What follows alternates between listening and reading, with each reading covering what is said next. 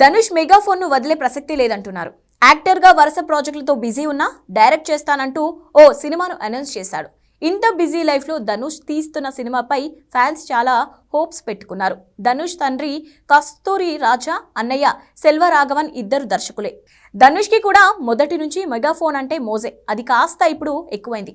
నీల వరకు ఎన్ఎల్ ఎన్నడి కోపం అనే పేరుతో కొత్త సినిమాను అనౌన్స్ చేశాడు ధనుష్. అయితే ఇందులో నటించకుండా యంగ్ హీరోయిన్స్ డైరెక్ట్ చేయబోతున్నాడు. ధనుష్ పాండి అనే సినిమాతో డైరెక్టర్ గా మారాడు.